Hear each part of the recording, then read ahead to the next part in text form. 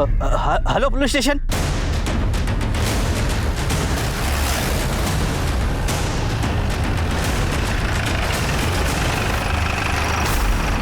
तो साहब मैंने आपको फोन किया था, 2 नंबर के लिए जा रहा था तो ये देखा। यहाँ आसपास किसी की मौत हुई है क्या? नहीं साहब। ये देह संस्कार यहीं होता है? नहीं साहब, देह संस्कार यहाँ नहीं होता, यमुना नदी के पास होता है। ये 100% क्राइम छुपाने की कोशिश की गई है। तो देख के लगता है कि जलाए हुए ज़्यादा वक्त नहीं हुआ। और एक नहीं, यहाँ 2 बॉडीज को जलाया गया। देखो सर, कोई 2 बॉडीज को एक चिता पे क्यों जलाएगा? क्योंकि यहाँ चिता नहीं, 2 बॉडीज को डिस्पोज करने की कोशिश की गई है। सर मोबाइल फोन पूरी तरह जल चुका है। एक काम करो मिश्रा, मोबाइल फोन को फोरेंसिक के लिए भेजो। देखो कुछ डेटा रिकवर होता है क्या? सर हाँ, इन हड्डियों का डीएनए प्रोफाइलिंग करवाओ। और एक चीज़ और पता करो, इन 2 लाशों को जलाने के लिए लकड़ियाँ कहीं से तो लाई गई होंगी या खरीदी गई होंगी। पता करो कहाँ से। जी सर, और आसपास के पुलिस स्टेशन में पता करता हूँ कोई मिसिंग कंप्लेंट्स है क्या। उन मिसिंग केसेस के फैमिली मेंबर के डीएनए से इनका डीएनए मैच करके देखो, शायद इनकी पहचान हो सके। सर नमस्कार, आदाब। क्राइम पेट्रोल सतर्क के आज के एपिसोड में मैं अनूप सोनी आप सबका स्वागत करता हूं। सोच एक ऐसी चीज है जो हमारे अंदर के इंसान, हमारे व्यक्तित्व का निर्माण करती है। और इंसान की सोच उसके आसपास के माहौल, उसके समाज, उसके संस्कार और उसकी पढ़ाई लिखाई से या तो सकारात्मक या फिर नकारात्मक रूप लेती है। और एक अपराध को अंजाम देने की हिम्मत भी एक सोच से ही आती है। और यह भी एक सोच का ही नतीजा था कि रात के अंधेरे में जंगल के बीचों बीच 2 लोगों को जला दिया गया। एक चिता पर 2 लोगों का दाह संस्कार। सती प्रथा के अलावा ऐसी बात पहले कभी किसी ने नहीं सुनी थी। बात एकदम साफ थी, ये तस्वीर थी एक भयानक अपराध की। आखिर कौन थे ये लोग? कौन था इनका मुजरिम? और इन लाशों को जलाने के पीछे का मकसद क्या था?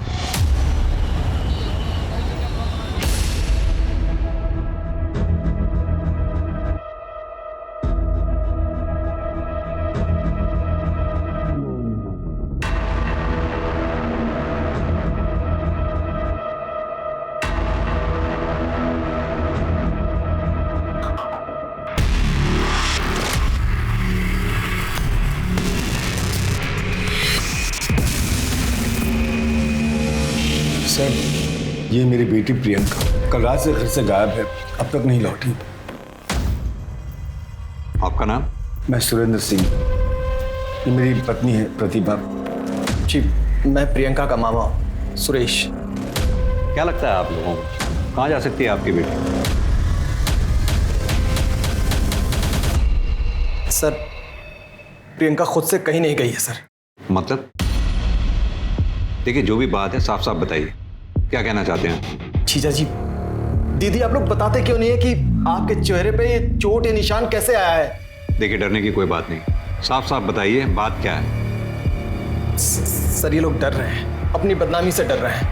दरअसल प्रियंका को किडनैप किया गया है सर। किडनैप किया गया है? जब तक आप हमें डिटेल में नहीं बताएंगे हम आगे कैसे बढ़ेंगे? दीदी, जीजा जी आप लोग बताइए ना, आखिर आप लोग के सामने ही तो उसे किडनैप किया गया था ना। सर, कल शाम हम दोनों घर पे चाय पीते हुए बैठे थे, तब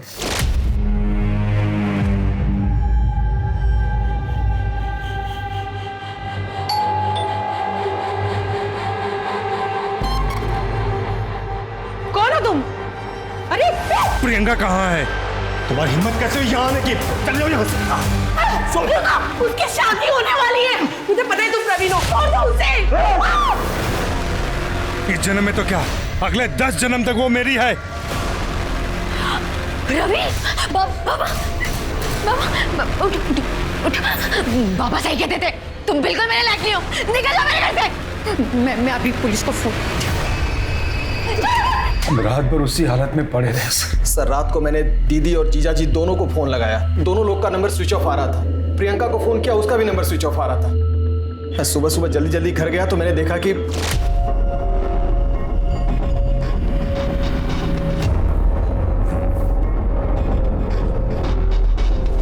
जीजा जी, उसके बाद सर मैंने इन लोगों को कन्विंस किया कि चल के पुलिस कंप्लेन करें। वो लड़का है कौन? सर प्रवीण वर्मा नाम है उसका।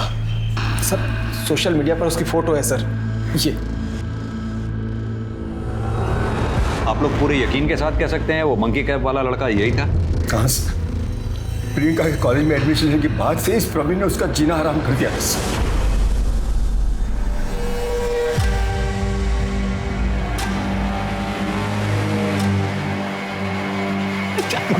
बेटा एडमिशन है, चल इसकी रैगिंग लेकर। ये चिरकुट, चल पीछे हो। तू जाएगा रैगिंग लेने? मैं जाऊंगा रैगिंग लेने। ये रैगिंग लेने लायक नहीं है।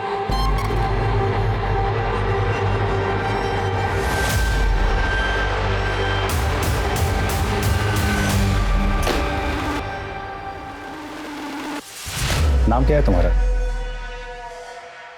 नाम? प्रियंका सिंह। ए सब लोग सुनो रे, इधर इधर इधर फोन कट, इधर आ। अरे इधर आओ ना, शर्माओ मत, मैं मिलवा रहा हूं सबसे। ये प्रियंका सिंह हैं, तुम्हारे भाई प्रवीण वर्मा की गर्लफ्रेंड।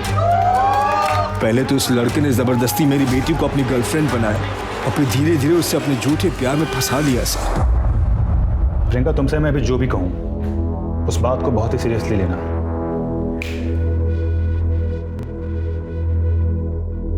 देखो, जब तुम्हें मैंने पहली बार देखा था ना, तभी मुझे तुमसे प्यार हो गया था। मुझे पता है तुम्हें यकीन नहीं हो रहा होगा। ये देखो,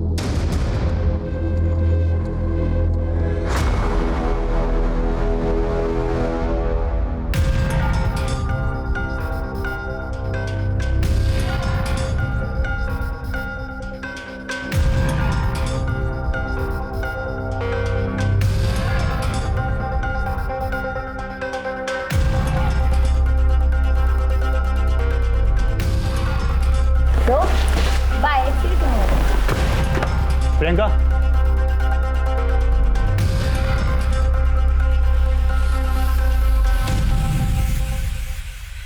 प्रियंका, तू उस लफंगे के साथ? तो अंदर से तुझे बताता हूं मैं, चल अंदर। अब तो तुम्हारा इस गली में नजर भी आया तो तेरी हड्डियां तोड़वा दूंगा। प्रवीण वर्मा की कोई हड्डियां तोड़वाए इस पूरे आगरा में कोई पैदा नहीं हुआ अभी तक। ये से कैसे बात कर रहा तू? आप प्रियंका के पापा हैं, उसकी देखभाल कीजिए। अगर उसे एक भी खरोंच आई ना, तो आप सबको इतनी खरोंचें दूंगा कि जिंदगी भर याद रखोगे। तू हमें सिखाएगा कि हमें प्रियंका को किस तरह रखना है? मैं अच्छी तरह जानता हूं तुम जैसे लोगों को, भोली भाली लड़कियों को पहले फंसाते हो फिर उनके साथ। प्यार करता हूं मैं प्रियंका से, शादी करना चाहता हूं। अब आप लोग को बता दिया ना, शादी की तैयारियां शुरू कीजिए। और अगर किसी भी चीज की जरूरत पड़े ना, तो दामाद समझकर हक से मांग लेना। चलते हैं, पाई लगे।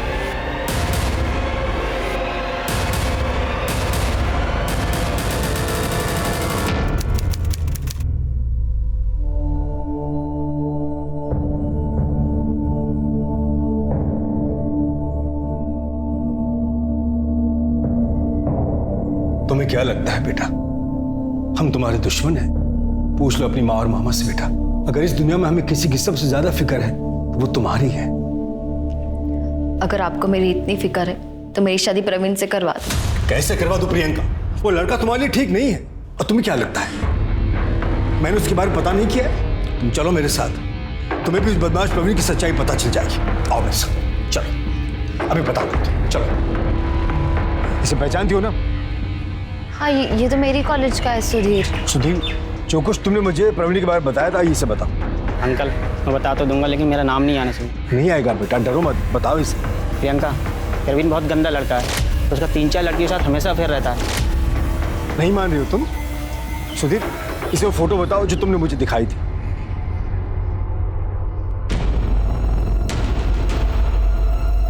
देख ली प्रवीण की सच्चाई? हो गया विश्वास? अब तो जो मैं कहूंगा वो मानोगी ना तुम?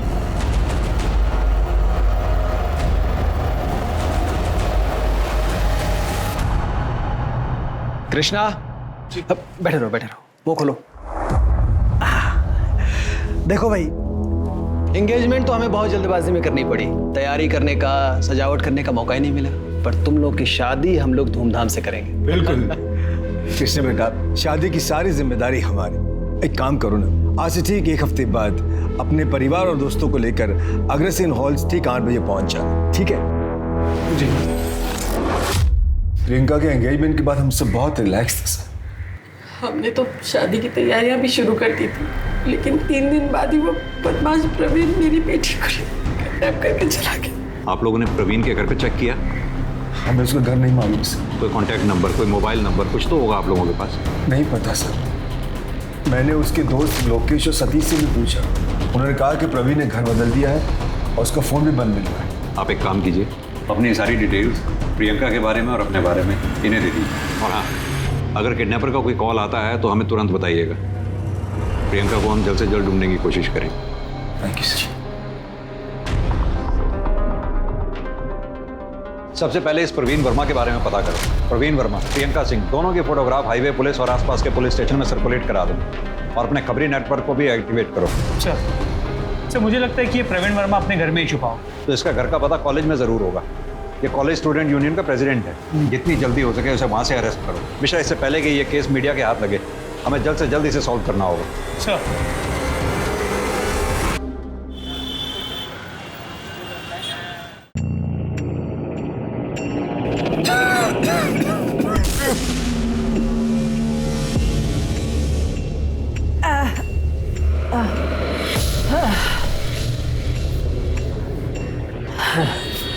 बेटा तुम जाओ, मैं तुमको कॉल करता हूँ। जरा सुनी बाबू खाली हो गए क्या? माँ जी वो तो कब का चले गए। चले गए? हाँ। मैं पिछले 3 घंटे से यहाँ बैठी हूँ, कब चले गए, कहाँ चले गए? कहाँ गए हो तो मुझे नहीं मालूम। आप ऐसा कीजिए, कल आ जाइए। मैं सब समझती हूँ, तुम सब मुझे जानकर परेशान कर रहे हो ना। मैं पिछले 3 दिन से रोज यहाँ आके बैठती, लेकिन कोई मुझे मेरे बेटे राजकुमार के बारे में कुछ बताता क्यों नहीं?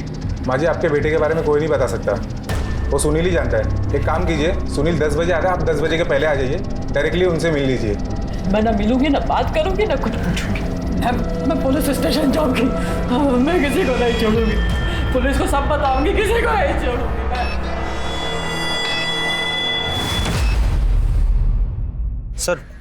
सर ये रहा प्रवीण का नया एड्रेस। एक बात बताओ, ये प्रवीण प्रियंका को किडनैप कर सकता है? बिल्कुल कर सकता है सर। वो प्रियंका को पाने के लिए कुछ भी कर सकता है। वो प्रियंका से बहुत प्यार करता है सर।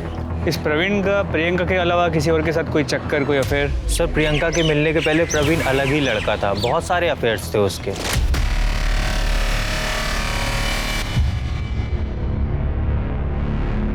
सर जब से प्रियंका उसकी लाइफ में आई थी ना, तब से प्रवीण बस प्रियंका प्रियंका प्रियंका ही करता रहता था सर। और हाँ सर, प्रवीण अपने पापा से परेशान था। उसका और प्रियंका का मिलना जुलना उसके पापा को पसंद नहीं था। कड़वा होता है। अरे शक्कर मिला इसमें। ठीक है, कुछ नहीं होता। एक बार में हाँ। हमारे ग्रुप में शामिल हो गई है अब। गाइस डांस करते हैं। म्यूजिक एक मिनट मैं लगाता हूँ। आजा स्पीकर रखा था नहीं यहाँ पे, कहाँ गया? हाँ थोड़ा रोमांटिक।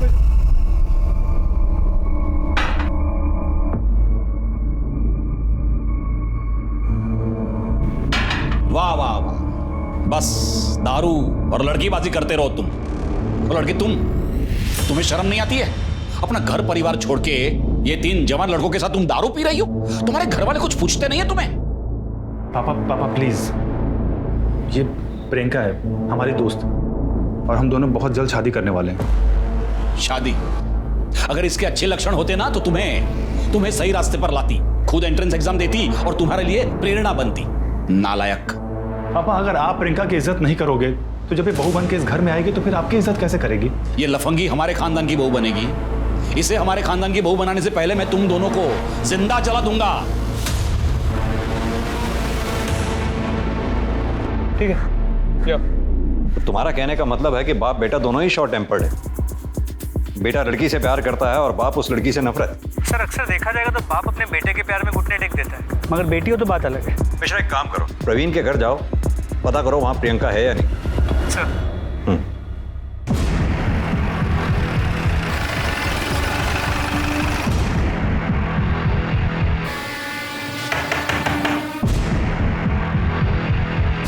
प्रवीण वर्मा। हाँ वो मेरा बेटा है। क्यों? कहाँ छुपा के रखा है उसे? सिंगर की तरह चलो। रुकिए सर, मेरी बात सुनिए सर, क्या हुआ क्या है? लेकिन उसने प्रियंका सिंह को किडनैप किया है। क्या बात कर रहे हैं सर? कल रात 10 बजे से वो खुद गायब है। गायब नहीं, फरार है, वो भी प्रियंका सिंह को साथ लेकर। फरार? सर तो उसने मुझे बताया होता ना। 18 घंटे से उससे बातचीत नहीं हुई है सर, उसका फोन भी बंद आ रहा है। तुम ऐसे नहीं मानोगे। सिंह, पुलिस स्टेशन लेके चलो। माजी माजी माजी, रुकिए रुकिए, कहाँ जा रही हैं? मैं सुनील प्रसाद। माफ कीजिए, मेरे आदमी ने आपको परेशान किया। मेरे बेटा राज, मैं सब बताता हूँ, बैठिए मेरे साथ, चलिए मेरे साथ, बैठिए। सर आप लोग मुझे यहाँ क्यों लेके आए? मैं तो खुद अपने बेटे को लेके परेशान हूँ। कितने घंटे हो गए, उसका कुछ अता पता नहीं है। अता पता होगा भी तो भी थोड़ा ना बताएंगे आप। आखिर बेटे का सवाल जो ठहरा। वैसे एक बात बता दूं आपको, किसी अपराधी को संरक्षण देना भी एक तरह का अपराध ही है। क्या बोल रहे हैं सर आप? सबसे पहले तो आप मेरे बेटे की मिसिंग कंप्लेंट लिखिए। अच्छा, अब थाने में आके आपको अपने बेटे की मिसिंग कंप्लेंट लिखवानी याद आ गई। अब तक क्यों नहीं लिखवाई थी आप? आप ही लोग बोलते हैं ना कि 24 घंटा राह देखनी चाहिए। मैं 24 घंटे कंप्लीट होने की राह देख रहा था। एक सेकंड। हेलो, ठीक है मैं आता हूँ। सर, एक मिनट। जंगल में जिन 2 लाशों के अवशेष मिले थे, उनकी सेक्स डिटर्मिनेशन रिपोर्ट। एक बॉडी मेल है, एक फीमेल। तो मतलब फीमेल प्रियंका सिंह और मेल प्रवीण वर्मा हो सकते हैं। दीपेंद्र जी, आज सुबह जंगल से हमें 2 जली हुई लाशों के अवशेष मिले हैं, जिसमें एक मेल है, एक फीमेल। हमें शक है कि वो प्रियंका और प्रवीण की ही बॉडी थी। क्या बात कर रहे हैं सर आप? आप ये कहना चाहते हैं कि प्रियंका को और मेरे बेटे को मारकर किसी ने जला दिया? किसी ने नहीं, आपने। क्योंकि आपको प्रियंका पसंद नहीं थी। पसंद नहीं थी तो क्या हुआ सर? मैं उसे मार डालूंगा सर, मैं अपने बेटे को मार डालूंगा। क्या अनाप शनाप बक रहे हैं सर आप? अनाप शनाप नहीं, बात बड़ी सिंपल है। जब आपका बेटा प्रवीण प्रियंका को अगवा करके घर लेके आया, अपने बेटे के गायब होने का नाटक कर रहे हैं। कल रात कहाँ थे आप? घर पर था। आप जंगल में नहीं गए थे? नहीं, गया था, लेकिन किसी ने मुझे करीबन 3 बजे फोन करके वहां बुलाया था। हेलो दीपेंद्र वर्मा, तुम्हारी जान बसती है तुम्हारे बेटे प्रवीण वर्मा में, और उसकी जान बसती है प्रियंका सिंह में। सही कहा ना मैंने? कौन बोल रहा है? क्या चाहते क्या हो तुम? मेरी बात ध्यान से सुनो और चुपचाप सिकंदरा के जंगल में आ जाओ, वहीं सब पता चल जाएगा तुम्हें। हेलो हेलो,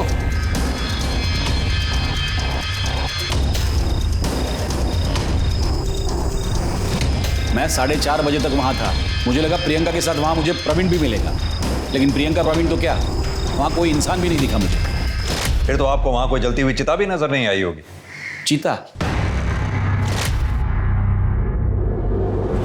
हाँ, दूर कुछ जल तो रहा था। मतलब सर आप ये कह रहे हैं कि मेरे बेटे को उस चिता में किसी ने जला दिया?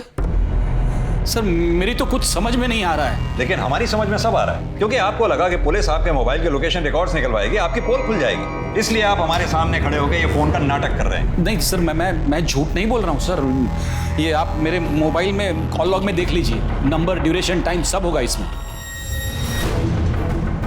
मिश्रा, इस नंबर की डिटेल निकलवाओ। सर मैं कहता रहा मेरे बेटे को कि दूर रहे। जब से ये लड़की प्रियंका मेरे बेटे के जीवन में आई है ना, उसके जीवन में ग्रहण लग गया है सर। कहना क्या चाहते हैं आप? सर मैं आपको प्रियंका की पूरी कहानी सुनाता हूँ।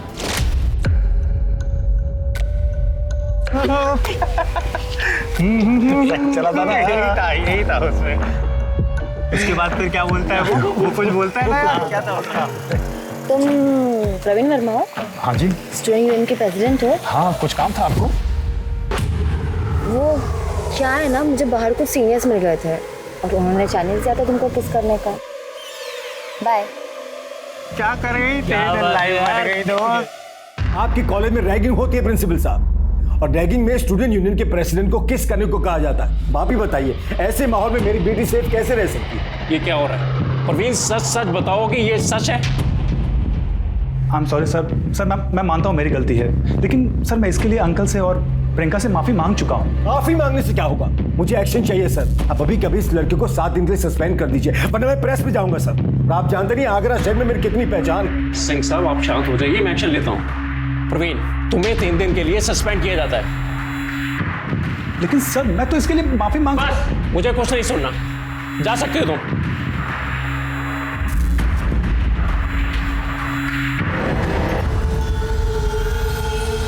मुझे ना अभी 3 दिन कॉलेज कैंपस में कहीं नहीं आना चाहिए। भाई प्रिंसिपल ने तुझे क्लास में आने से मना किया, क्लास से रेस्ट्रिकेट किया है। कैंटीन में आके समोसे खा सकता है, टेंशन मत ले, समोसे खा ले, पकड़। अरे खा ना, इतना क्यों सोच रहा है, खा ले, कुछ नहीं होता। जो भी हो उसके लिए सॉरी। मुझे तुमसे एक बात कहनी थी। तुम्हें देखते ही मुझे तुमसे प्यार हो गया था। I love you. कहीं ये तुम्हारी फिर से कोई नई गेम तो नहीं है? मुझे पता था तुम्हें मुझ पर ट्रस्ट नहीं होगा, इसलिए मैंने तुम्हारे नाम का टैटू बनवाया। और इस तरह उस लड़की ने मेरे बेटे को फंसा लिया था सर। उसके पिताजी को जब इन दोनों के अफेयर के बारे में पता चला ना, उसके पिताजी ने उसकी मंगनी, उसकी सगाई किसी और के साथ कर दी। और इस बात से नाराज होकर आपके बेटे प्रवीण ने प्रियंका को अगवा कर लिया, आपके घर ले आया। आपने उन दोनों को गुस्से में आकर मार डाला, चला डाला। नहीं सर, ऐसा कुछ नहीं किया है सर। मैं तो हमेशा से कहता रहा मेरे बेटे को कि दूर रहे इस लड़की से, लेकिन वो था कि पागल हुआ जा रहा था उस लड़की के प्यार में। सर उस लड़की की सगाई हो गई थी, उसके बावजूद मेरे बेटे को मिलने मेरे घर आती थी।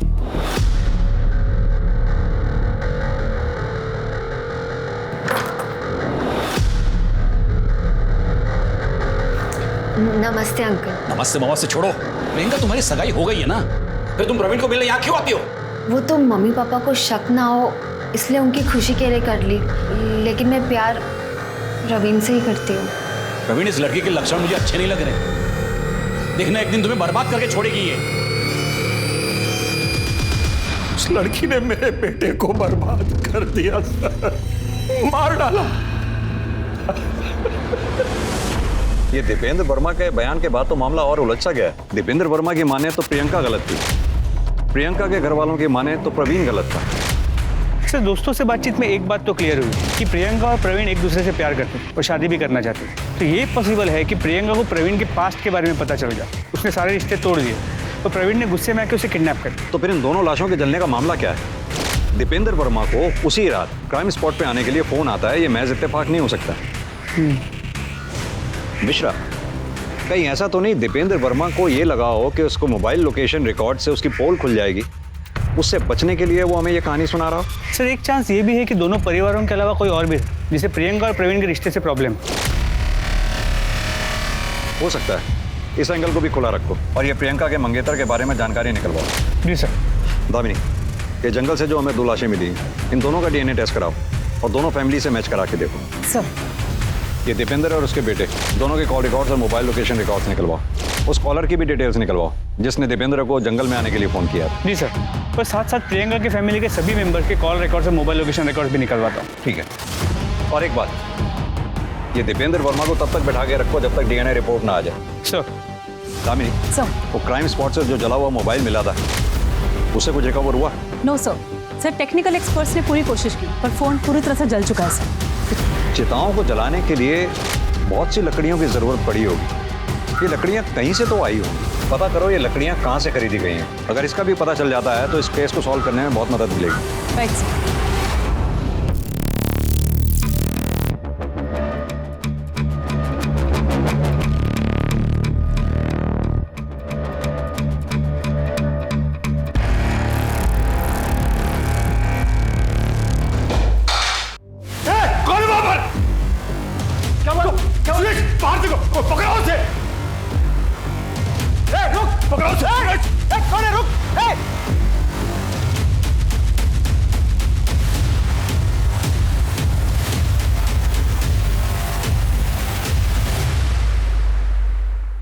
एक चिता पर एक लड़की और एक लड़के के जले हुए स्केलेटन्स का मिलना और एक प्रेमी जोड़े का गायब हो जाना, क्या ये सिर्फ एक कोइंसिडेंस था या ये दोनों बातें आपस में कनेक्टेड थी? प्रियंका और प्रवीण दोनों के ही परिवार वाले एक दूसरे पर इल्जाम लगा रहे थे, लेकिन दोनों के ही बयान सस्पिशियस नजर आ रहे थे। एक तरफ पुलिस के सामने इन स्केलेटन्स को पहचानने की चुनौती थी और वहीं दूसरी तरफ प्रवीण और प्रियंका के रिश्ते की सच्चाई का पता लगाना था। इसके लिए पुलिस ने प्रवीण और प्रियंका के कॉलेज के प्रिंसिपल और उनके दोस्तों से पूछताछ की। इस कहानी में एक किरदार और था जिसकी पहचान अभी तक पुलिस के सामने नहीं आई थी, और वो था एक बाइक सवार जो इस केस की कार्यवाही पर नजर रख रहा था। लेकिन कौन था वो और उसका इस केस से क्या कनेक्शन था? मिश्रा, इस रिपोर्ट के मुताबिक तो फीमेल बॉडी का जो डीएनए टेस्ट हमने करवाया था उसका डीएनए प्रियंका की फैमिली से मैच करता है।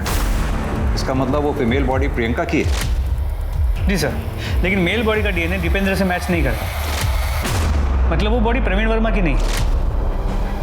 तो फिर किसकी है वो बॉडी? सर मुझे लगता है कि ये सब कुछ प्रवीण वर्मा की सोची समझी साजिश।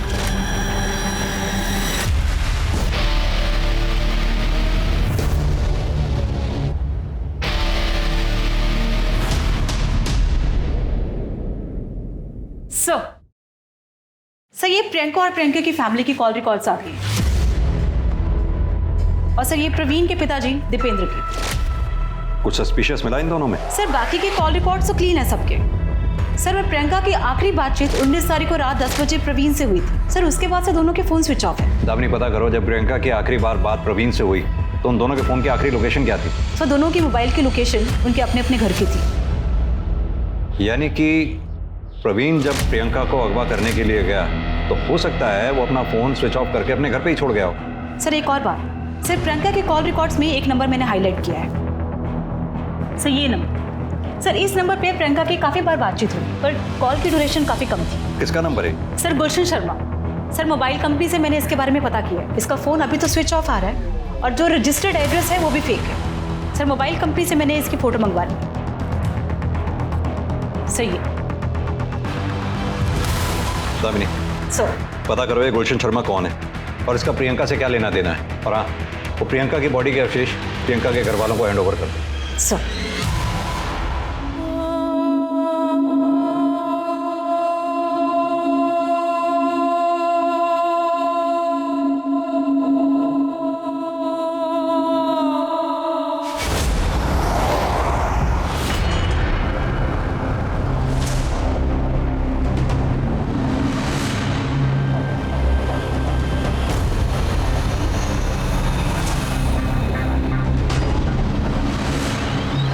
क्या है? कब से देख रहा हूँ पीछा कर रहा है। क्या कर रहा तू?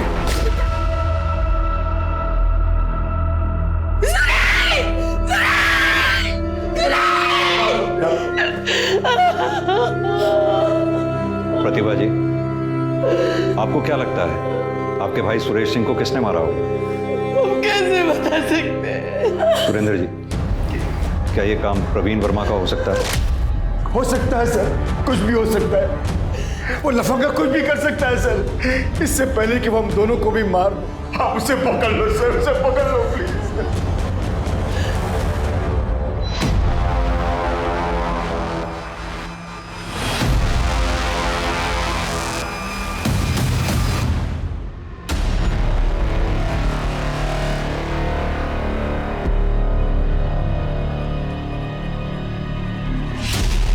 बेटा,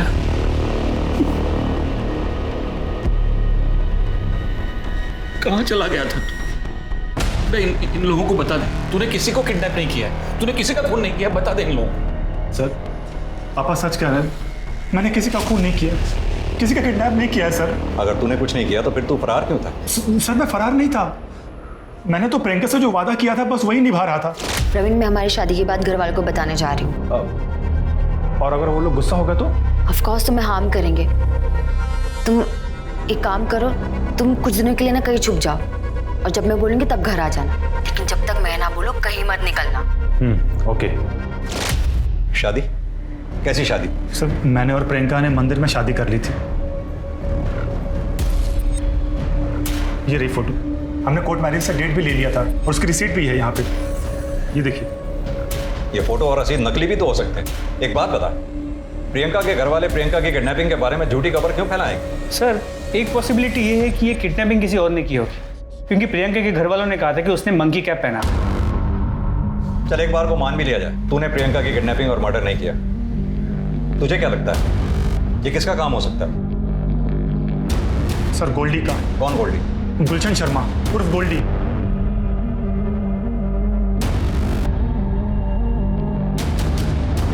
ये क्या वो? हाँ मैडम, ये वही गोल्डी है। सर, ये तो प्रियंका के पीछे पागलों की तरह पड़ा हुआ था।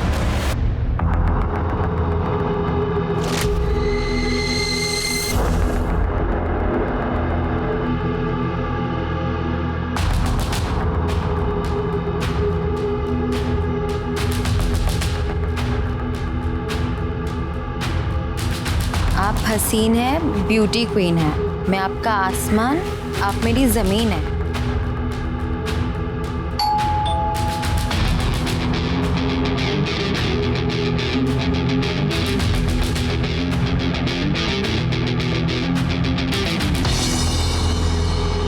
टू माई लव प्रियंका, सिर्फ और सिर्फ आपका गोल्डी। कौन है ये गोल्डी और ये सामने क्यों नहीं आता ये? मुझे कैसे पता कौन है? होगा कोई सन की। अरे जिसे जानती नहीं उसका गिफ्ट क्यों एक्सेप्ट करना? चलो चलते हैं यहाँ से।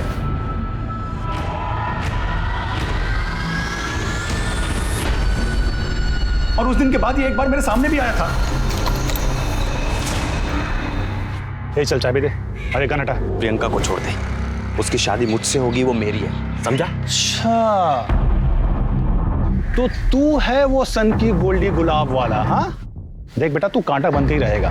मेरी और प्रियंका की शादी हो चुकी है मंदिर में। एक बार अगर मैं फिर से पुराना प्रवीण बना ना, तो फिर तेरी तो सच्चाई का पता चलने दे। प्रियंका मेरी नहीं तो किसी की नहीं हो सकती। चल, अगर एक बार को तेरी बात को माने कि प्रियंका का मर्डर और किडनैपिंग गोल्डी ने किया, तो फिर प्रियंका के मामा सुरेश सिंह को किसने मारा? सर मैं तो मुरादाबाद में था और ये घटना आगरा में हुई। मैं कैसे करूंगा? सर कुछ होना हो, ये काम भी गोल्डी का ही है। ठीक है, जब तक गोल्डी हमें मिल नहीं जाता, तू भी अपने पिताजी की तरह हमारी हिरासत में ही रहेगा। सिंह, ले जाओ। सर लेकिन सर हमें मिश्रा, इस गुलशन शर्मा और गोल्डी का हमारे लिए मिलना बेहद जरूरी है। अपने खबरी नेटवर्क में इसकी फोटोग्राफ जल्द से जल्द शेयर करो। सर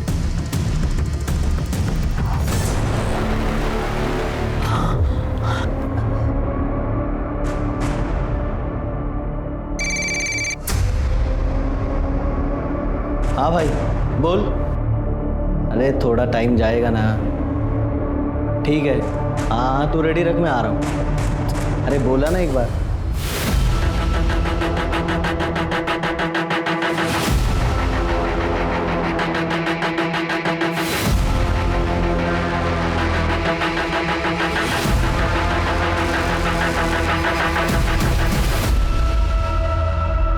आराम से, आराम से। अब बताइए बात क्या है?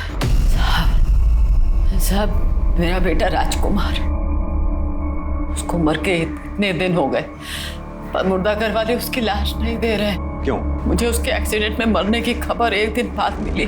गांव से यहाँ तक आते आते 3 दिन और बीत गए। मुर्दाघर वालों ने बोला कि उसकी लाश को मेडिकल कॉलेज में पढ़ाई के लिए दे दिया है। तो आपने मेडिकल कॉलेज पता किया? उन लोगों ने बोला कि वहाँ पर कोई लाश नहीं आई है। अब मैं वापस मुर्दा कर गई, पर वहाँ का अटेंडेंट कभी मिलता ही नहीं था। फिर जब मैंने पुलिस स्टेशन आने का सोचा, यहाँ पे शिकायत करने आई, तो वो मेरे पीछे पीछे आया, मुझे बेला फुसला के अपने साथ ले गया। हाँ सर, ये अम्मा सही कह रही है। मैंने पुलिस स्टेशन के बाहर देखा था, ये अम्मा एक बाइक पे बैठ के जा रही थी। मैं बड़ी मुश्किल से अपनी जान बचाकर वहाँ से भाग कर आई हूँ साहब। कौन था वो आदमी? उसका नाम पता है आपको? सुनील प्रसाद। वो घर याद है जहाँ आपको उसने बांध के रखा था? हाँ साहब, याद है, कल याद है साहब। बता राजकुमार की बॉडी का बताता हूँ सर। चल बता। सर वो 3 दिन तक बॉडी किसी ने क्लेम नहीं की, तो इसलिए मैंने मेडिकल कॉलेज के स्टूडेंट को पढ़ाई के लिए बॉडी दे दी। हमने मॉर्ग का रजिस्टर भी चेक किया, किसी भी रजिस्टर में ऐसी कोई भी एंट्री नहीं। अब सीधी तरह से ये बताओ, उस बॉडी के साथ तूने किया क्या, और चमेली देवी को बांध कर क्यों रखा? बोल। सर चमेली देवी को मैंने इसलिए बांध के रखा था, अगर वो आप तक पहुंच जाती तो मेरा भांडा फूट जाता साहब। उसे भूखा प्यासा रखने का कारण था कि अगर वो भूख से मर जाएगी तो मैं बच जाऊंगा साहब। ऐसी नौबत ही क्यों आई कि तुझे चमेली देवी को मारने का सोचना पड़ा? और ये बता, उसके बेटे राजकुमार की बॉडी के साथ तूने किया क्या? बता दो सर, वो बॉडी मैंने 5000 में बेच दी सर।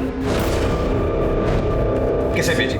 सर वो हमारे वर्कर यूनियन में गलत कार्य करता है। नाम बताओ उसका।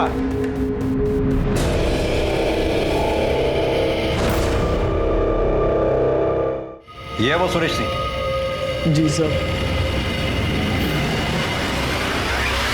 सर मांजरा कुछ समझ में नहीं आ रहा।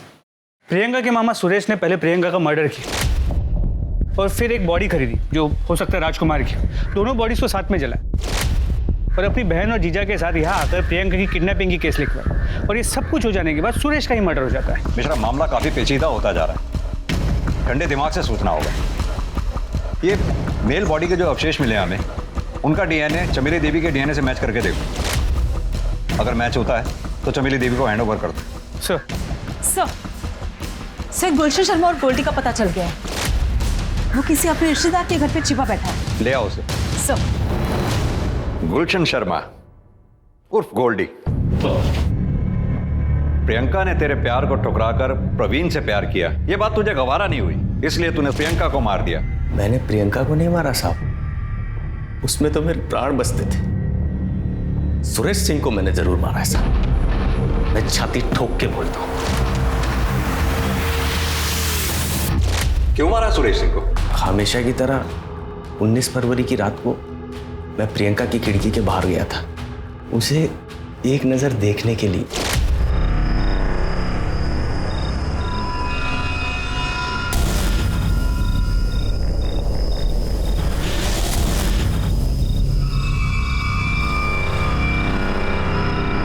उस वक्त तो मैं वहां से चला गया, लेकिन प्रियंका गाड़ी में ऐसे बैठी जैसे कि बेहोश हो। बाद में मुझे पता चला कि वो मर गई साहब। तब मुझे पूरा यकीन हो गया कि सुरेश ने ही उसको मार डाला साहब। तुझे ये लगा कि सुरेश सिंह ने प्रियंका को मार डाला, इसलिए तूने सुरेश को मार डाला? क्या प्रूफ है तेरे पास? तूने अपनी आंखों से देखा था सुरेश को प्रियंका को मारते हुए? हाँ देखा था ना साहब, मन की आंखों से देखा। सुरेश ने मारा था मेरी प्रियंका को। उसके साथ क्या किया मैंने? मेरी जिंदगी तो प्रियंका की है।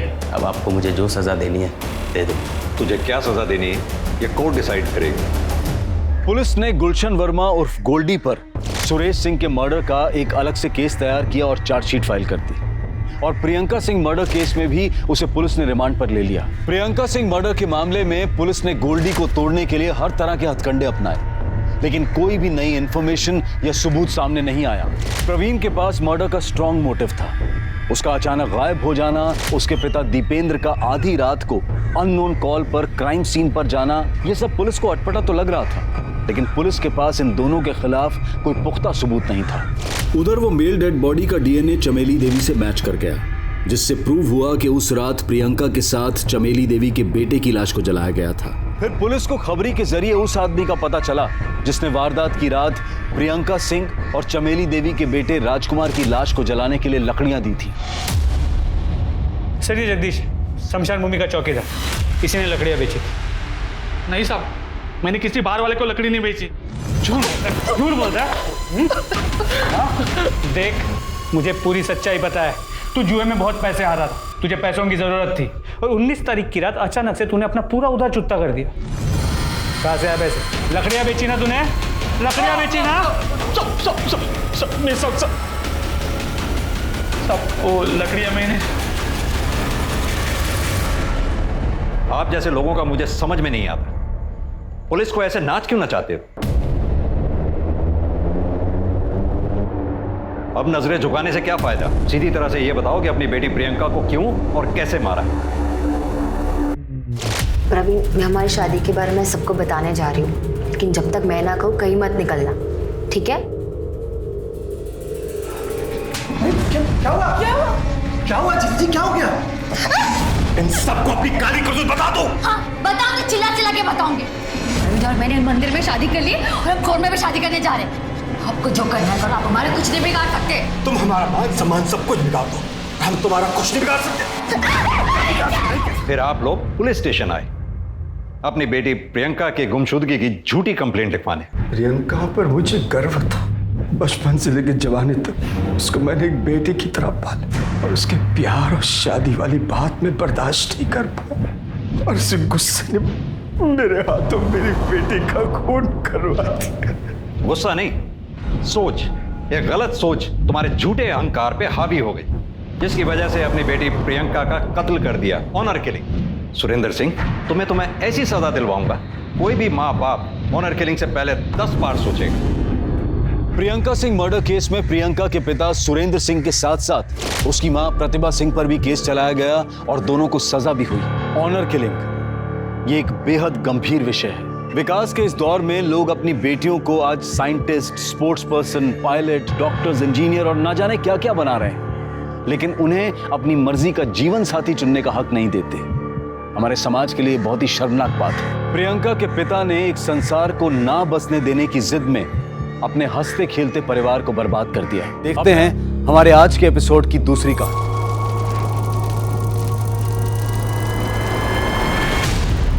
एक शरीर राख हो गया, एक मासूम लड़की की जिंदगी मौत की गिरफ्त में समा गई। साल 2020 ने हमें कई नए मंजर दिखाए हैं और न जाने अभी और क्या क्या देखना बाकी है, लेकिन क्राइम अगेंस्ट वुमेन यानी कि औरतों के खिलाफ होने वाले अपराधों के मंजर आज हमारी जिंदगी में आम से हो गए। कहते हैं कि महाभारत का युद्ध इसलिए हुआ क्योंकि एक महिला की गरिमा को ठेस पहुंचाई गई थी।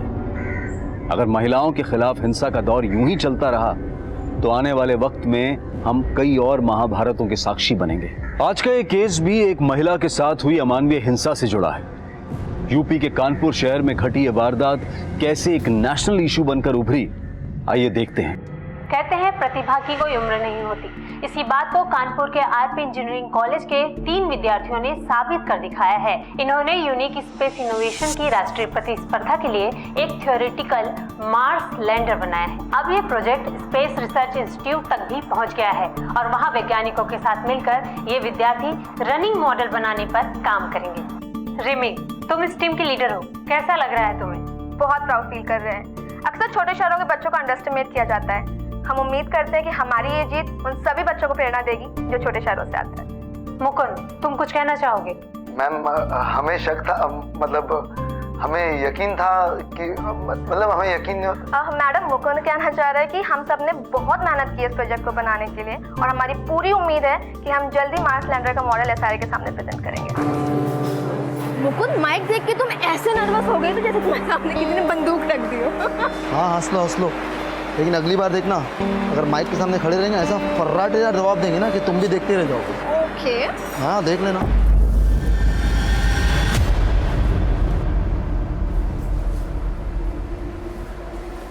हेलो, तुम ही जाओ, तुम्हारा दोस्त है, मेरा थोड़ी। हाय। हाय। नहीं, तो मुकुंद की बात पे ध्यान मत दो। चलो हमारे साथ बाकी करते हैं। हाँ। रिमी, तुम बिल्कुल फिक्र मत करो। कॉलेज में किसी भी प्रकार के भेदभाव के लिए कोई जगह नहीं है। ओके, मैं किसी न किसी प्रोजेक्ट ग्रुप में नईम के लिए जगह बना लूंगा। Thank you sir. रिमी, एक मिनट। जी सर। मैंने कैंपस प्रोजेक्ट में तुम्हारे नाम के लिए रिकमेंडेशन भेजा था। शाम तक कंफर्मेशन आ जाएगी, हो सकता है कल तक गुड न्यूज मिल जाए। Thank you so much sir. हम सच में आपके बिना ये सब कभी नहीं कर पाते। कोई बात नहीं। Thank you. सॉरी, एक्चुअली जल्दी में भूल गया। लोग सही कहते हैं, प्रोफेसर एब्सेंट माइंडेड होते हैं। ओके। क्या बात है रिमी, हमारा आइडिया चोरी करके बड़ा नाम बटोरा जा रहा है। ये क्या बदतमीजी है रघु, अब कितनी बार बताए तुम्हें? वो तुम्हारे अकेले का आइडिया नहीं था, टीम का था। हम एक टीम थे, तुम्हें अलग रास्ता चुनना था, तो उसमें हमने कुछ गलत नहीं किया। और उल्टा वो जो तुम गंदी हरकत करने जा रहे थे। रिमी, तू भी कोई दूध की धुली भी नहीं है। लड़की होने का अच्छा फायदा उठाना जानती है तू। तुम कहना क्या चाहते हो? अब बोली बनने का नाटक मत कर। किस किस को नहीं फंसाया तूने अपनी खूबसूरती से? मुकुंद नहीं, यहाँ तक कि प्रोफेसर बासु।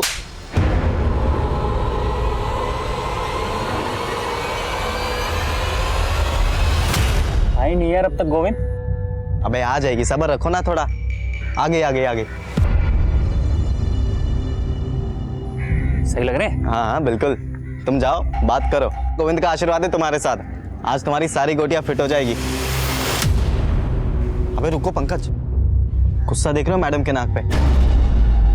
आज हमारा क्या, साक्षात गोविंद का भी आशीर्वाद तुम्हारे काम नहीं आएगा। पेशेंस टेस्ट कर लिया यार लड़की ने।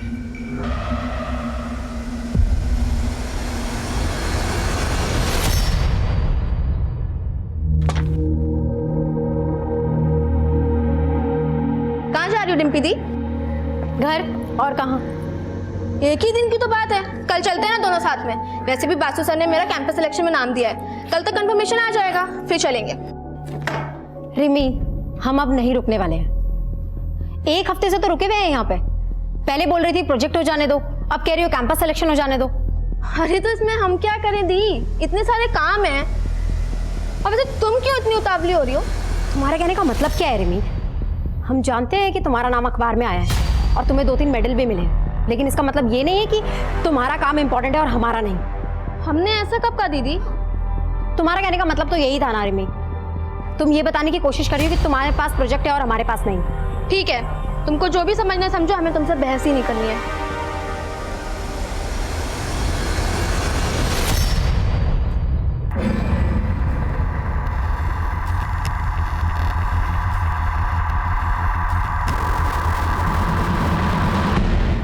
बोला था ना, she will not come. Plan successful. See you at 7:30। Bye.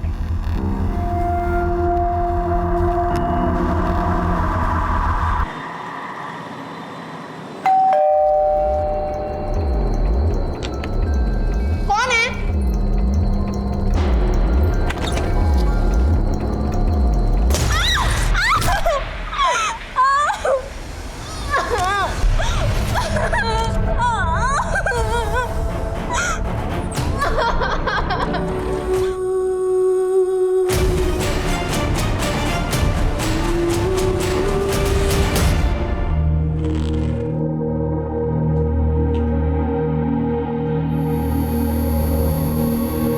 ये क्या है? अरे हमने दवाई खा ली है, भूल गई क्या? कल रात को दवाई खाई थी आपने, अभी नहीं खाई है, लीजिए। कल रात को खाई थी? ऐसा? लीजिए।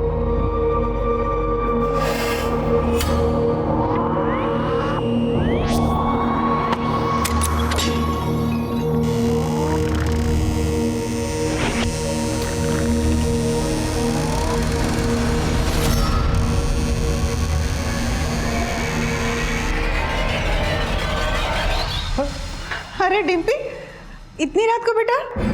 हाँ माँ, बस लेट हो गई थी, लेकिन आप लोग अभी तक सोए नहीं। हम आपको डिस्टर्ब नहीं करना चाहते थे, इसलिए खुद से चाबी खोल के अंदर आ गए। और रिमी कहाँ है? वो, उसे कुछ काम था तो वो कल आएगी। अरे तो तुम भी और एक दिन रुक जाती, कल उसी के साथ आ जाती।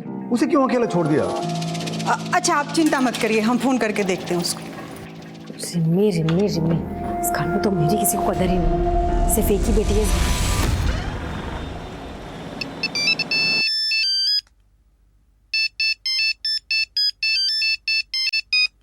प्रदीप, हेलो।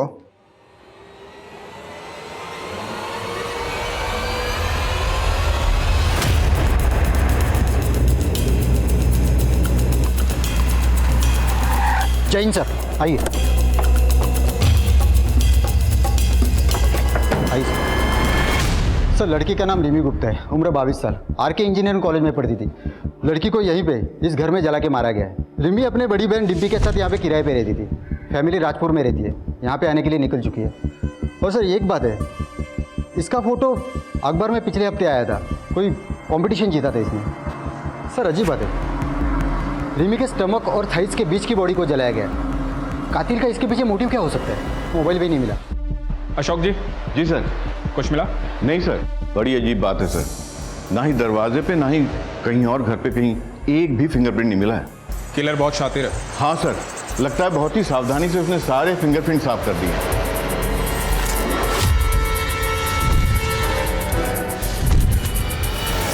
सर इस घर के मालिक प्रदीप शर्मा ने सबसे पहले बॉडी देखी और उन्होंने हमें इन्फॉर्म किया। आज सुबह जब हम सैर के लिए निकल रहे थे तभी हमने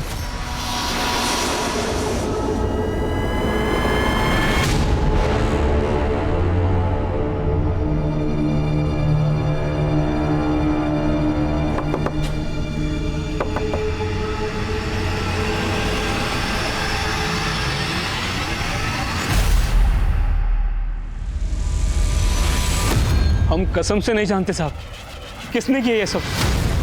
हमारा इसमें कुछ लेना देना नहीं है साहब। घबरा क्यों रहे? घबराता तो गुनहगार है। पुलिस क्या हुआ यहाँ पे? रिमी कहाँ है? रुकिए, आप आगे मत जाइए, रुकिए। अरे आप हमें अंदर क्यों नहीं जाने? हाँ मैं बताता हूँ क्या हुआ, लेकिन आप अंदर नहीं जा सकते। अरे रुकिए, दीजिए ना। रिमी रिमी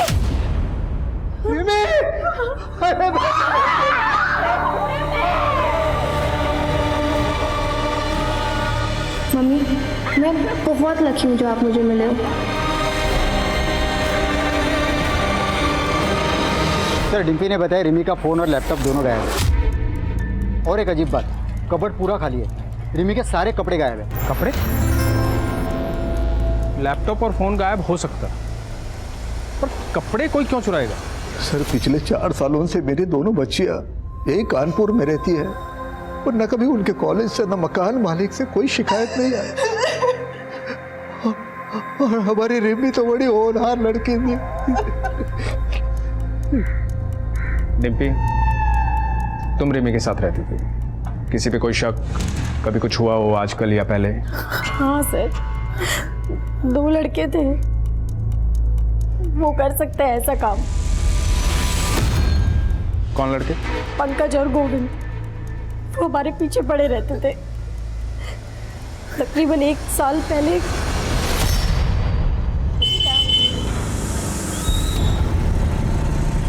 धूप में चलोगी तो ढल जाओगी। चलो हम छोड़ देते हैं। अरे लो, अब तो जगह भी बना दी। दीदी तुम क्यों सुन रही हो उनकी बकवास? रिमी, इन लोगों के मुंह लग के कोई फायदा नहीं है। अरे मुंह लगाओ तो सही, तभी तो पता चलेगा कितना फायदा है। अच्छा, उतारू चप्पल, लगाऊं तेरे मुंह? चुपचाप निकल जाओ यहाँ से, वरना अभी पुलिस को कॉल करती हूँ मैं। निकलो। सॉरी मैडम, हम तो डर गए। अच्छा सुनो, प्लान में चेंज है। मीठी वाली को तुम रखो। पक्का रख ले? बिल्कुल रख लो। हम उन लोगों से इतना परेशान हो गए थे कि हमने वो मोहल्ला छोड़ दिया था, और जब हम यहाँ आए तो वो हमारा पीछा करते करते इस मोहल्ले तक आ गए। कहाँ रहते हैं पंकज और गोविंद, जानती हो? हाँ सर।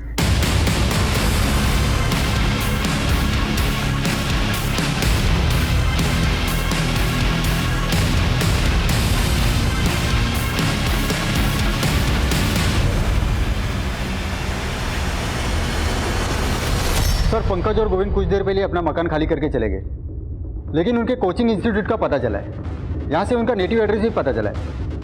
कानपुर लखनऊ हाईवे पे उनका गाँव है सर। दोनों को घर से उठा लो और विक्टिम के दोस्तों से पूछताछ करो। सर ये सब कौन कर सकता है, इसके बारे में तो कुछ नहीं पता। और हमें तो अब तक यकीन नहीं हो रहा कि रिमी हमारे बीच में नहीं है। रिमी जैसी ब्राइट स्टूडेंट मैंने आज तक नहीं देखी। इतनी अच्छी बच्ची के साथ कोई इतना बुरा कैसे कर सकता है? हमें तो कुछ समझ में नहीं आ रहा। सर रिमी गुप्ता का फोन 2 घंटे पहले कुछ देर के लिए ऑन हुआ था, पर सर अजीब बात यह है कि लोकेशन उसी एरिया का है जहां पर वो रहती थी। क्या?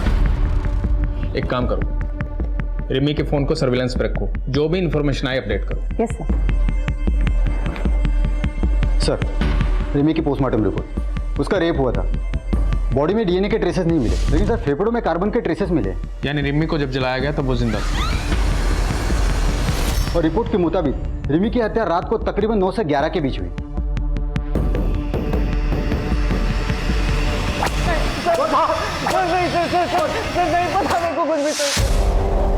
बोलो। सर मेरा उस लड़की से कोई लेना देना नहीं था, वो तो पंकज ही उसके पीछे पड़ा था। वो शाम को उसके घर पे भी गया था। सर आप उसी से पूछ लीजिए। आगे एक सवाल का जवाब नहीं देंगे। हमें यहाँ लाके ठीक नहीं किए। नौकरी जाएगी आपकी और इस हवलदार की भी। चाचा बड़े नेता हैं हमारे। आने दो उनको, वो फटकार मिलेगी, वो फटकार मिलेगी। चाचा और भतीजा नालायक, सच बोल। वो तो चाचा यहाँ नहीं अस्पताल में मिलने आएंगे। हम तुमको बहुत पसंद करते हैं रिमी, आई लव यू। पर हम नहीं करते। इतनी सी बात समझ क्यों नहीं आती तुमको? अब तक हम तुमको जितना परेशान किए ना, उन सबके लिए सॉरी। अगर तुम चाहते हो ना हम तुम्हें सच में माफ कर दें तो हमको स्टॉक करना बंद कर दो, बस। चलो जाओ। उसके बाद हम वहाँ से वापस आ गए। हमें नहीं पता फिर वहाँ क्या हुआ। चाचा के भतीजे। बोल तुम दोनों ने मारा उसे, बोल। नहीं साहब, हमें कुछ नहीं पता साहब। ऐसे नहीं बोलने को।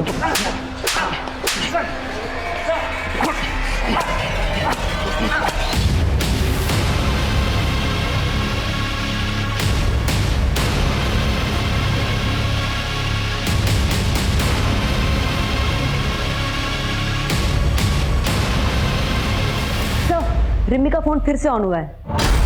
चल।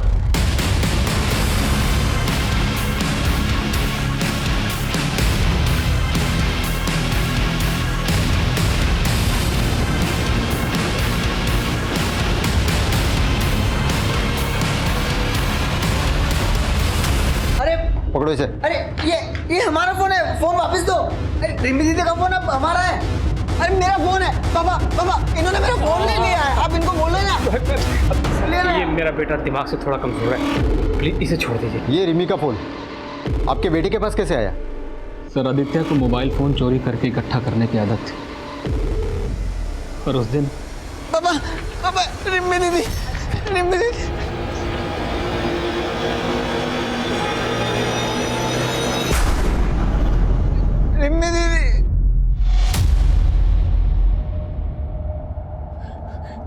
आदित्य बेटा तू घर जा। हाँ तू घर जा, बाहर मत निकलना। घर जा जा जा शाबाश, घर जा।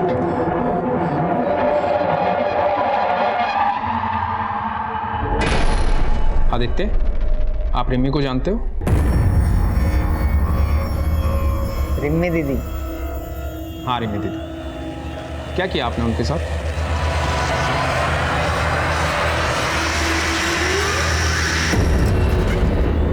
शादी किया, रिमी दीदी के साथ शादी किया। क्या हुआ था उस दिन? किसने जलाया उसे? किसी को देखा था वहां? सब जल गया, सब जला दिया। आदित्य देखो। नहीं हाथ मत लगा रहा, दूर हाथ मत लगा रहा। बस कीजिए ना सर, देखिए ना हमारे बच्चे की तबीयत खराब हो रही है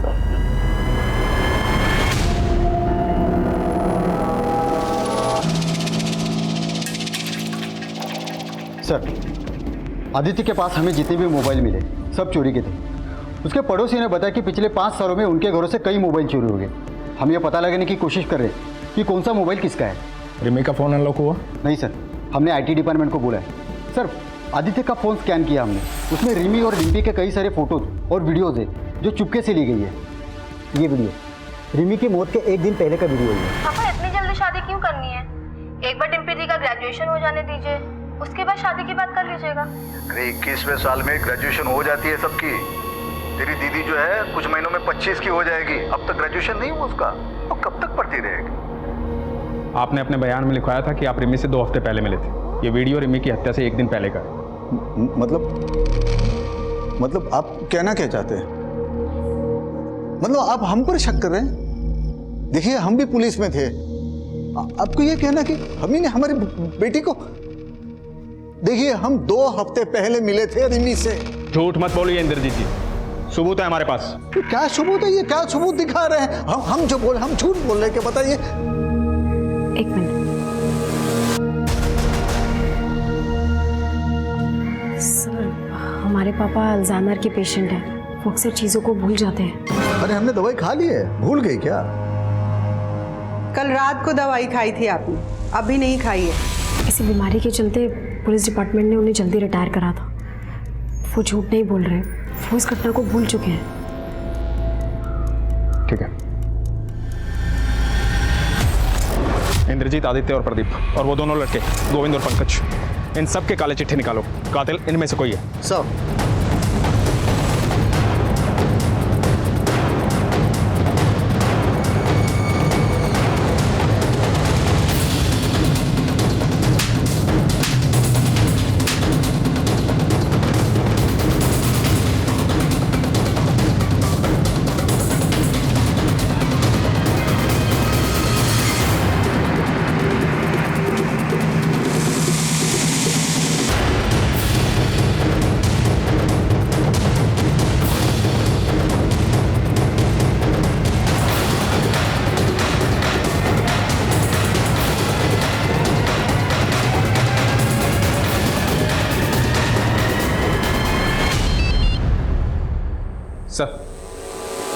सर हम कोशिश कर रहे हैं सर।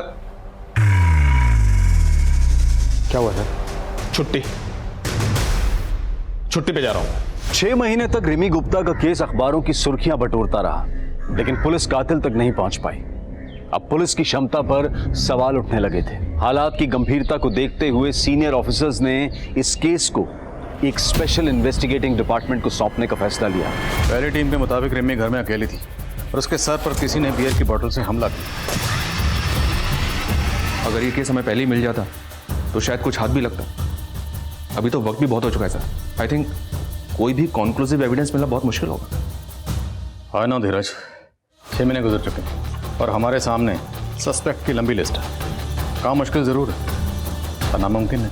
सर रिमी के पिता खुद एक रिटायर्ड पुलिस ऑफिसर और सस्पेक्ट लिस्ट में है। आपको क्या लगता है सर, क्या एक पिता अपनी बेटी को? हमने ऐसे कितने केसेस देखे हैं जहाँ पे रिश्तों की मर्यादा को लांघा गया है। और सबसे इंपॉर्टेंट बात, फॉरेंसिक और क्राइम सीन से कोई फिंगरप्रिंट्स नहीं मिले। मतलब कातिल जो भी है वो हमारी तहकीकात के तरीकों से अच्छी तरह से वाकिफ है, तो मुमकिन है कातिल पुलिस वाला। और सर दूसरा सस्पेक्ट आदित्य गुप्ता, मकान मालिक प्रदीप का बेटा। और प्रदीप के मुताबिक उसका बेटा आदित्य स्टेबल है। रिमी का फोन आदित्य के पास मिला, राइट? Right sir. और हमारे मेन सस्पेक्ट्स हैं पंकज और गोविंद। हो सकता है सर इन्हीं सस्पेक्ट्स में से कोई कातिल हो। नीरज, इस केस में हमें कई फ्रंट पर एक साथ काम करना होगा। प्रतिमा सर, रिमी जहाँ रहती थी तुम उस मोहल्ले में सेटल हो जाओ, बिल्कुल एक नॉर्मल लड़की की तरह। सस्पेक्ट्स के आसपास रहो, हर चीज़ पर नजर रखो। सब्जी वाला, दूध वाला, आयरन वाला, सबकी कुंडली निकालो। इन शॉर्ट, हनुमान नगर में अगर पत्ता भी हिलता है तो उसकी इन्फॉर्मेशन मुझे चाहिए। Okay sir. नीरज, अपने एक आदमी को रिमी के उन्नाव वाले घर के पास सेटल करो। उसे बोलो वहाँ से जितनी इन्फॉर्मेशन निकाल सकता है निकाले। देखते हैं रिमी के कत्ल के तार कहीं उसके उन्नाव वाले घर से तो नहीं जुड़े। सर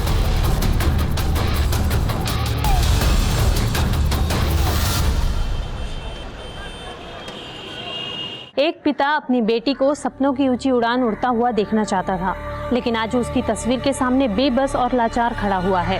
कभी खुद पुलिस डिपार्टमेंट का हिस्सा रहे इंद्रजीत गुप्ता आज अपनी बेटी को ही न्याय दिलाने के लिए दर दर भटक रहे हैं।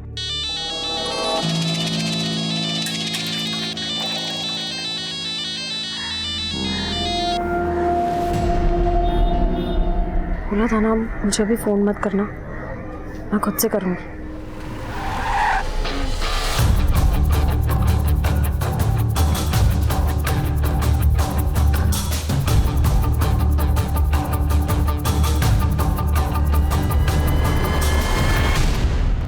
सर हम कौन सी नई बात बताए अब आपको? जो कुछ भी हमें मालूम था सब तो बता दिया। फिर भी कोई ऐसी बात जो आप लोग बताना भूल गए हो? कुछ भी, कोई भी छोटी बड़ी बात रिमी से जुड़ी हुई? सर, आदित्य हमारे लैंडलॉर्ड का बेटा अक्सर अजीब हरकतें किया करता था। पहले हमने इस बारे में कभी ध्यान से सोचा नहीं, लेकिन अब सोचते हैं तो लगता है कि अब क्या लगता है? ऐसा लगता है कि रिमी के लिए उसके अंदर एक जुनून और एक दीवानापन था। अरे डिम्पी, तू कब आई कॉलेज से? रिमी कहाँ है? ये लोग कौन? हमारे पापा अल्जाइमर के पेशेंट हैं, वो अक्सर चीज़ों को भूल जाते हैं।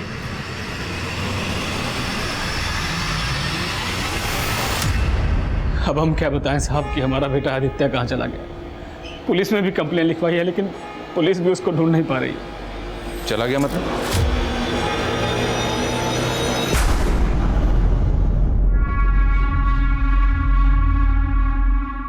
आदित्य बेटा यहाँ कहाँ बैठा है?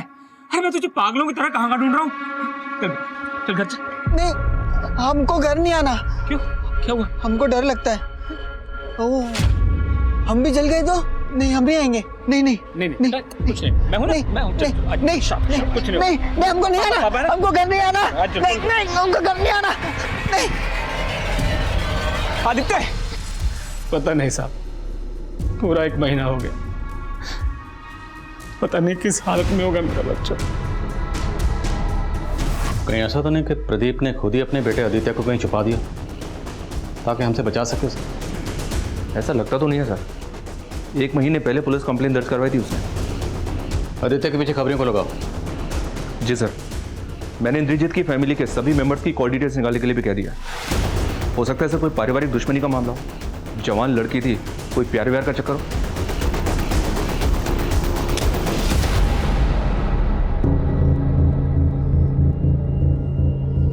रिमी का कत्ल हनुमान नगर में हुआ, जहां पर वो किराए पर रहती थी। उस वक्त उसके पेरेंट्स उन्नाव में थे। रिमी एक कॉलेज स्टूडेंट थी, और आजकल के बच्चे अपनी पर्सनल बातें अपने फैमिली मेम्बर्स की बजाय अपने फ्रेंड से ज़्यादा शेयर करते हैं। लेकिन पिछली टीम ने ना तो रिमी के किसी दोस्त के बारे में, ना टीचर के बारे में, और ना ही कॉलेज के बारे में कोई इन्फॉर्मेशन नहीं दी। और मुझे लगता है कि तहकीकात का सबसे बड़ा लूप होल यही है।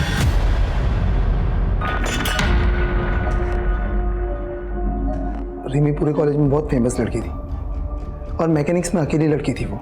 स्टार्टिंग में सबने उसका बहुत मजाक उड़ाया, लेकिन फिर जब हमारा प्रोजेक्ट मास लैंडर रिसर्च के लिए फाइनल हुआ, तब सबकी बोलती बंद हो गई। मुकुंद, क्या कॉलेज में कोई ऐसा है जो रिमी की सक्सेस से जलता था? सर, रघु।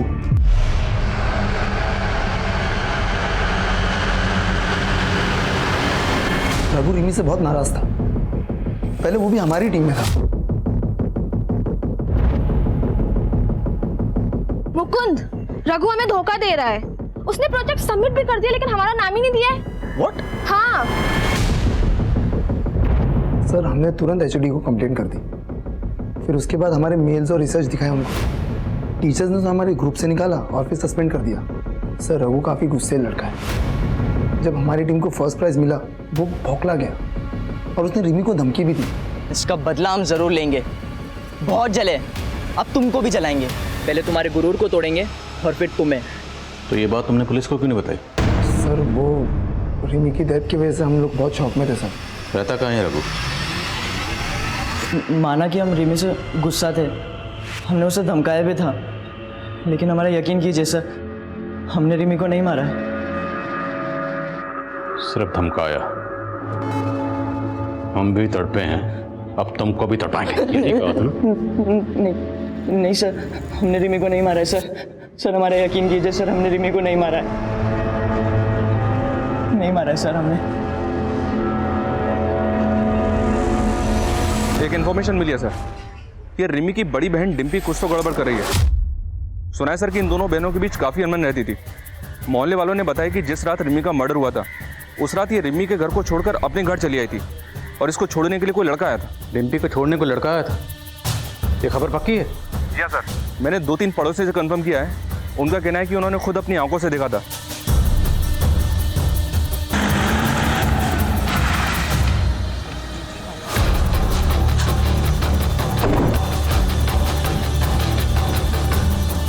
डिम्पी, झूठ मत बोलना। कत्ल की रात तुम किस लड़के के साथ थे? सब हम किसी लड़के के साथ नहीं थे।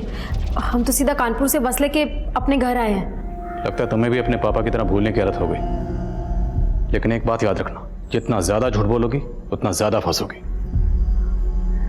सर, हम उस रात अपने बॉयफ्रेंड नील के साथ थे। कानपुर से कितने बजे निकले? शाम को 7 बजे। घर कितने बजे पहुंचे? करीबन 12 बजे। हमारी बहन रिमी का कत्ल हुआ 9 से 11 के बीच। इस बीच कहाँ थे? वो नील का जन्मदिन था, हम उसी के साथ थे। सर, उस रात हमारा जन्मदिन था, तो मैंने और डिम्पी ने डिसाइड किया कि हम दोनों मेरे घर पर कुछ टाइम स्पेंड करेंगे, और उसके बाद मैं अपनी गाड़ी से डिम्पी को उसके घर उन्नाव छोड़ दूंगा। इस नील के कॉल रिकॉर्ड्स निकलो, देखते हैं इसकी बात में कितनी सच्चाई है। सर, क्या आपको लगता है कि रिमी की मौत की जिम्मेदार उसकी बहन डिम्पी है? खून के रिश्ते कितने भी गहरे क्यों ना हो, लेकिन नफरत और जलन की आग किसी भी रिश्ते को जलाकर खाक कर देती। निप्पी ने हमारे सामने आदित्य का नाम दिया। हो सकता है उसने खुद से और अपने बॉयफ्रेंड नील से ध्यान हटाने के लिए किया। तो रिमी की मौत की वजह डिम्पी की जलन है, बात कुछ और है। पंकज और गोविंद पिछली टीम के ये प्राइम सस्पेक्ट थे, लेकिन इन दोनों का नाम भी डिम्पी ने लिया था। उठाओ इन दोनों। तुम्हारी वजह से हमें यहाँ बार बार लाया जा रहा है। हमें भी पता है तुम हमें दोस्त दोस्त बोल कर ना हमारे आगे पीछे काहे घूमते हो, समझे? अब ज्यादा जबान चलाई ना तो उखाड़ के जेब में डाल देंगे। क्या बोले बे? क्या करोगे बे? अबे, एक तो गलती तुम करो, सदा हम भुगते हैं। हाँ, सब तुम्हारी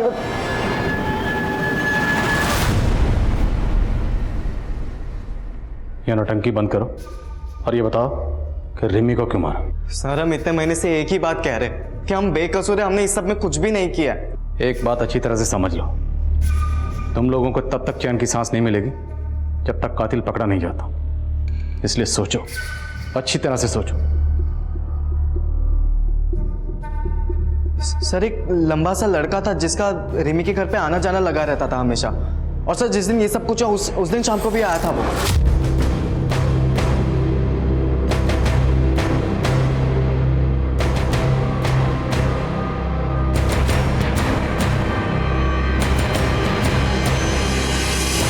कौन था वो लड़का?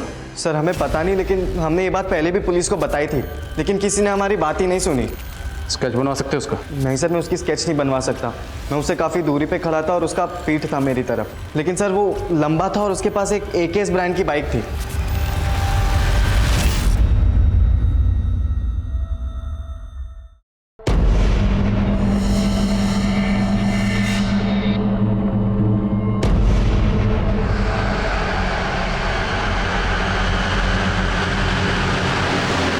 संदिग्धों की लंबी लिस्ट में एक और व्यक्ति शामिल हो गया था, जिसका ना तो कोई नाम था और ना ही कोई चेहरा, लेकिन पुलिस पूरी शिद्दत के साथ हर नए उभरते एंगल को टटोल रही थी। एक तरफ पुलिस एक एक कड़ी जोड़ रही थी और वहीं दूसरी तरफ रिमी के परिवार वाले धीरे धीरे अंदर ही अंदर टूटते जा रहे थे। पापा थोड़ा सा खाना खा लीजिए। नहीं खाना है हमें। तुम अगर रिमी को अकेला नहीं छोड़ के आती तो आज ये सब कुछ नहीं होता, लेकिन इसे आके उस लड़के के साथ आवारागर्दी जो करनी थी छोड़ा ही हमारी रिमी को अकेला। इसी की वजह से हुआ है सब कुछ, इसी की वजह से।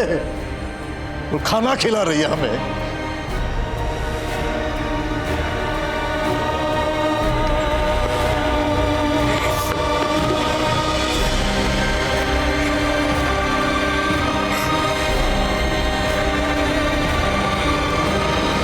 डम डेटा से कंफर्म हो गया, रिमी का जिस रात को कत्ल हुआ उसी रात रिमी के मोहल्ले में नईम सरफराज नाम के लड़के का फोन एक्टिव था। नईम सरफराज ये रिमी का दोस्त है ना? हाँ सर, हम उस शाम रिमी के घर गए थे, उसे कॉन्ग्रेचुलेशन कहने, उसका कैंपस सिलेक्शन जो हो गया था। रिमी के तो और भी बहुत दोस्त थे, तो सिर्फ तू ही क्यों गया? सर हम और रिमी एक दूसरे से बहुत प्यार करते थे। नईम क्या हुआ? मिठाई लाए हो? क्या बात है, किसी मिठाई की शॉप में पार्ट टाइम जॉब कर ली है? बताते हैं पहले अंदर तो आने दो। अरे अब बताओ भी। सबसे पहले तो ये मुंह मीठा करो। तो केविन, बात ये है जो हमारी मोहतरमा है मिस रिमी गुप्ता, उनका कैंपस सिलेक्शन हो गया है, वो भी एक मल्टीनेशनल कार मैन्युफैक्चरिंग कंपनी में। क्या? Oh my God, I am so happy.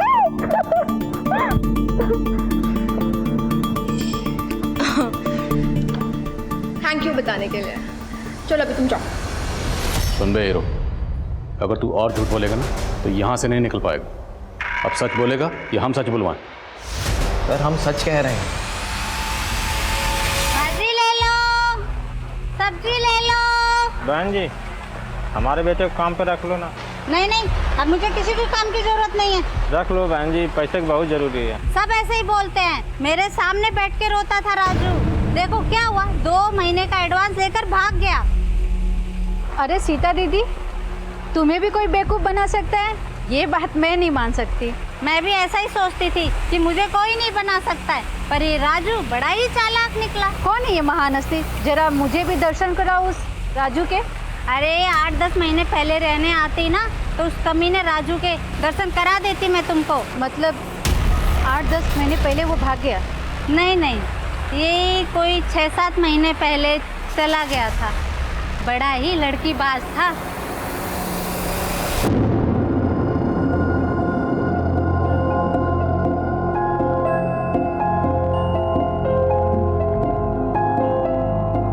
ए राजू, कहाँ जा रहा है?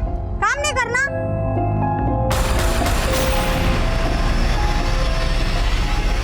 भले ही दावे के साथ कुछ नहीं कहा जा सकता, लेकिन धीरज, फिर भी इस लीड को इग्नोर नहीं कर सकते।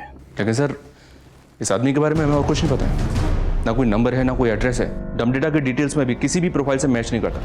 मोहल्ले के सब्जी वाले के अलावा किसी ने इसके बारे में कुछ नहीं बताया। प्रतिमा, तुम श्योर हो वो सब्जी वाली सच बोल रही है? सर इतने नामों को हमने टटोला, इस आदमी को भी टटोल कर देख लेते हैं।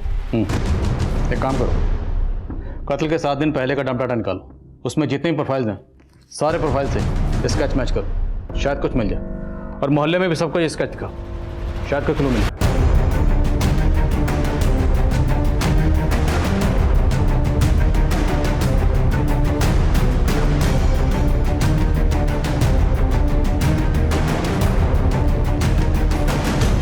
सर, राजू से मिलता जुलता एक आदमी मुंबई के सीसीटीवी में चोरी करता हुआ कैप्चर हुआ है।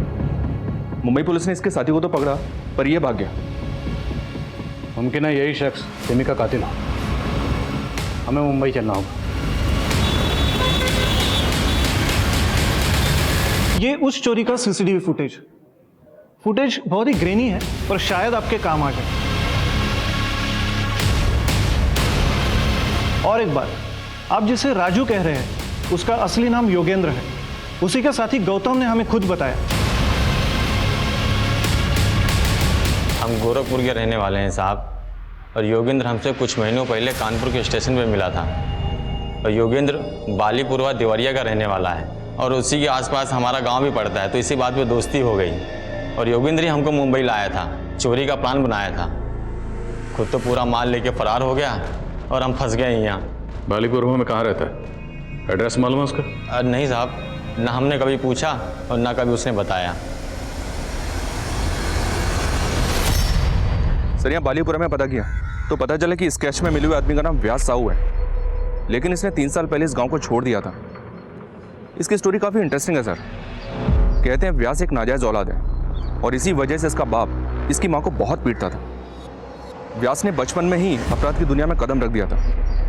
लेकिन सर, व्यास की माँ मालती का कहना है कि वो पिछले कई सालों से इसके टच में नहीं है। व्यास की माँ मालती का कॉल रिकॉर्ड्स निकलो और उसका फ़ोन सर्विलेंस पे डालो।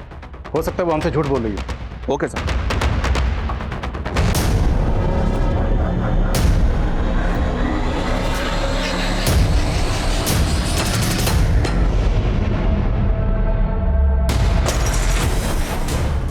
सर, व्यास की माँ मालती को लखनऊ से एक नंबर से 3 बार कॉल आया है।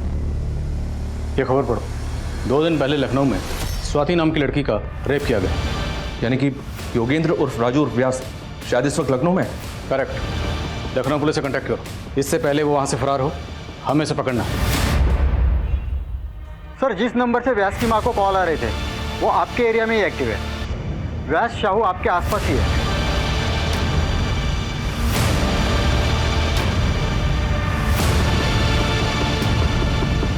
सर, वो आ रहा है।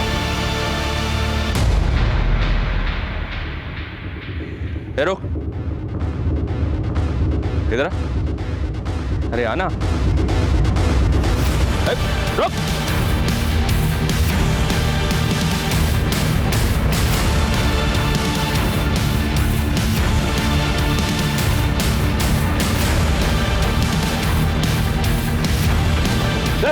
उधर। राजू उर्फ योगेंद्र उर्फ व्यास साहू, बहुत शौक है ना तुझे लोगों को तड़पाने का। अब तू तड़पेगा।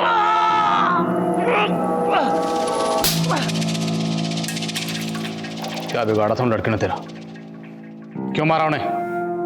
पता नहीं साहब, हमको मजा आता था।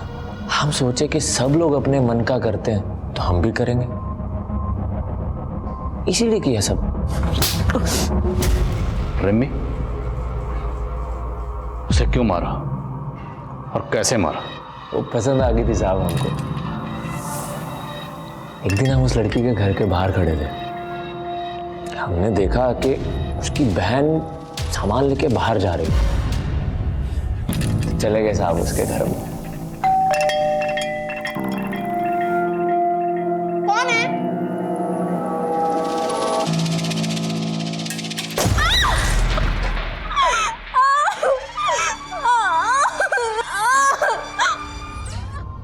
तो हम कुछ दिन के बाद की ट्रेन पकड़ के मुंबई पहुंच गए। तो कानपुर स्टेशन पे हमारी मुलाकात हुई गौतम से। हम दोनों ने मिलकर खूब चोरियां की साहब। तो जो कीमती सामान चुराता था उसका क्या करता था? वो तो हम लोकल चोर बाजार में बेच देते थे साहब। और वो लड़कियों के कपड़े वो क्यों चुराता था? खुशबू आती थी साहब, हमारे शिकार की खुशबू। लड़कियों के कपड़े ओढ़ के सोने का मजा ही अलग है साहब। अब तुझे मजे हम दिलाएं।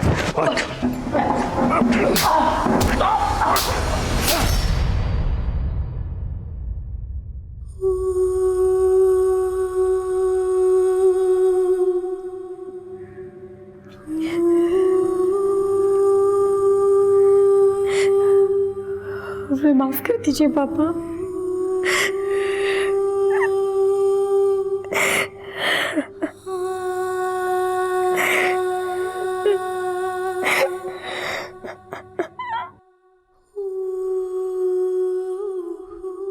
व्यास से आगे पूछताछ करने पर पुलिस को कई चौंका देने वाली जानकारियां मिली।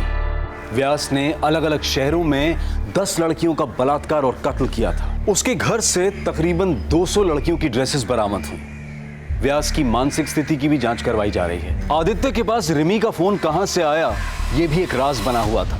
पुलिस का अनुमान था कि शायद भागते वक्त कातिल के हाथों से फोन गिर गया होगा और आदित्य ने आदतवश उसे उठा लिया होगा। रिमी जैसी होनहार लड़की के साथ जो हुआ वो काफी अफसोसजनक है। एक समाज की प्रगति काफी हद तक इस बात पर निर्भर करती है कि उस समाज की महिलाएं कितनी सुरक्षित हैं, और महिलाओं को एक महफूज माहौल मुहैया कराना समाज का दायित्व है। अगर आज के दौर की बात करें तो CCTV cameras, alert security staff और डे नाइट पेट्रोलिंग, ये सभी चीजें क्राइम अगेंस्ट वुमेन पर काबू पाने के लिए बहुत ही असरदार साबित हो सकती हैं। हर राज्य, हर जिले, हर गांव, हर शहर की पुलिस को इन मुद्दों पर ध्यान देना चाहिए, ताकि हमारे देश की महिलाएं डर और दहशत के माहौल से परे आत्मविश्वास की जिंदगी जी पाएं। अब मैं अनूप सोनी आपसे विदा लेता हूं। फिर मुलाकात होगी क्राइम पेट्रोल सतर्क में एक और नए केस के साथ। तब तक अपना और अपने परिवार का ख्याल रखें, सतर्क रहें, सुरक्षित रहें और देखते रहें क्राइम पेट्रोल सतर्क। जय हिंद। क्राइम पेट्रोल के और भी दिलचस्प कहानी देखने के लिए हमारे चैनल को सब्सक्राइब करें और बेल आइकॉन दबाना न भूलें।